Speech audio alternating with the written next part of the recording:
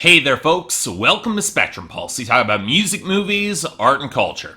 And today we're going to be talking about the newest album from Nick Jonas called Last Year Was Complicated. You know, there's a part of me that wants to root for Nick Jonas, probably a fair bit more than I should. And no, it's not because of any extraneous love from the Jonas Brothers. That group is around nearly a decade ago and made some generally pretty forgettable music that I guarantee most of you don't remember even today. And I'm sure as hell I'm not extending the same consideration to Joe Jonas and DNCE. For me, it's more linked to watching Nick Jonas evolve over the course of 2015 and showing some measurable improvements. Sure, things might have started off pretty bad with Jealous, but I genuinely like Chains and with songs like Good Thing and Levels. He was only seeming to be getting better as a performer, with a reasonably sharp ear for songwriting and some decent, if kind of formulaic production. And then Justin Timberlake came back. And okay, while it hasn't been a full and complete comeback, just the one single, Can't Stop the Feeling, and no sign of an album anywhere close, but it immediately placed Nick Jonas back into the context to which, for some extent, I've been trying to deny for Nick Jonas' sake. Because, yeah, while it's arguably JT's worst hit in some time, it's had more color and life that Nick Jonas' Close with Tove didn't really have, which was dour and heavy in a way that I'm not sure flatters his voice all that well, or is all that fun of a song. Let me put it another way,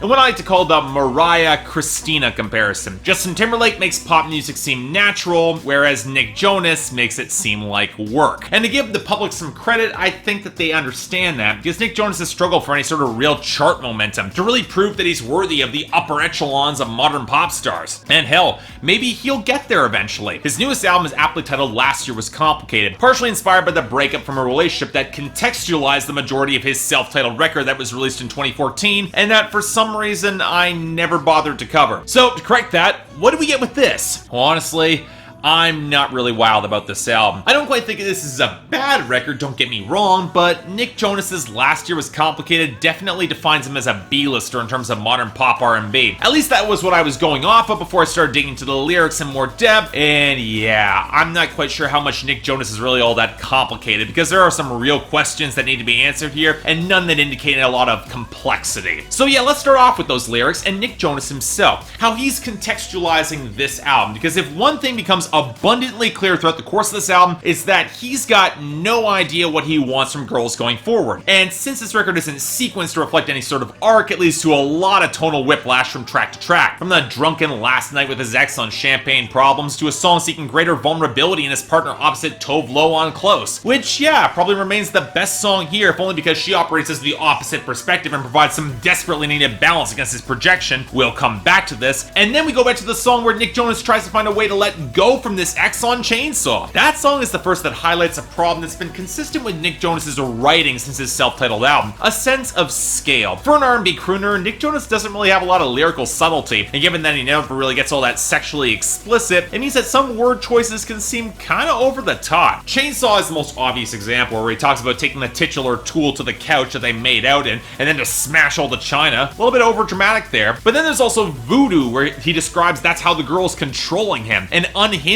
where he describes his indecisiveness towards this girl and his lack of desire to commit as unhinged. You know that word is synonymous with crazy, right? Now granted, that song raises the second major lyrical issue on this album, in that despite Nick Jonas not really knowing what he wants, he sure as hell is going to try and project onto everyone else, especially the girls that he's hooking up with. I initially kind of liked Bacon, mostly for the Ty Dolla $ign verse, until you realize that on the second verse he's quite literally comparing the girl in his bed to a sizzling hot piece of meat, which sounds like a bad college humor reference from the late 2000s. Hell, the song kind of rings as a joke in that vein. And yet on the very next song, Good Girls, he's wondering why all the good girls want to be bad. And hell, I get the intention behind the song. He's not even saying that it's entirely their fault, because they're just doing what guys want, what society is telling them, but it misses the real problem of horrible mixed signals given to girls in the modern age, which Big Sean's guest verse and Nick Jonas keep exacerbating through all their projection on that song. And I don't remotely buy that Nick Jonas is only wanting good girls, because on the difference he says that this girl is broken way too much and he's gonna fix her. And on the next song, Don't Make Me Choose, a track that I otherwise like for some solid atmosphere and desire to make the relationship work with his career, he's got the nerve to say, if you really love me, you would never judge me. Talk about a total hypocrite and kind of an asshole move there. And look,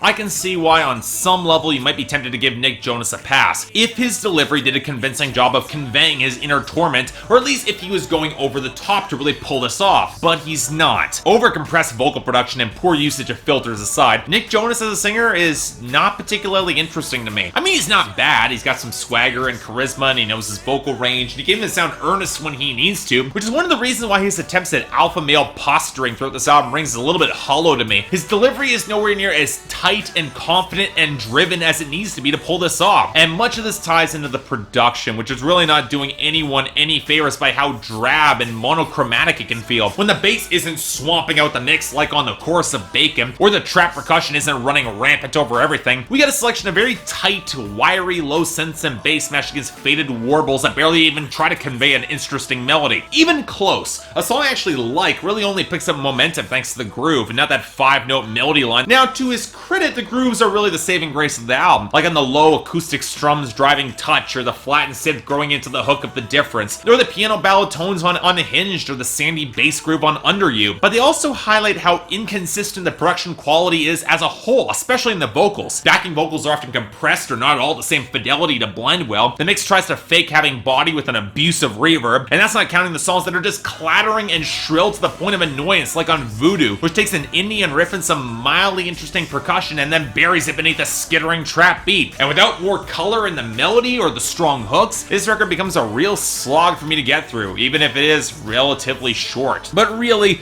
this album can be best summarized by a sample that shows up on the last track by the NBA player Allen Iverson of his entire monologue to the press about skipping practice. You've all heard it by now. It's rambling, it's kind of arrogant and dickish, and trying for depth that flat out is not here. None of which is helped by Nick Jonas interpreting the sample as describing how he treats girls leading up to finding the one. You know, practice, because their faith in them is very comfortable for him. If only that sort of shallow ego was held up by the rest of the music. Except it's really not, which isn't that all that interesting, which is why it's giving this a light 5 out of 10. As for recommendations, look, if you're a fan of Nick Jonas at some point, this might be worth something to you, but I found this really tedious to get through, and otherwise, they're a lot better artist. I'd probably skip it. So yeah, thanks a lot for watching. If you'd like to like and subscribe, I'd be more than grateful. I gotta be honest, folks, I was really trying to like this album, but it just felt so freaking tedious and really started giving me a headache by the end of it.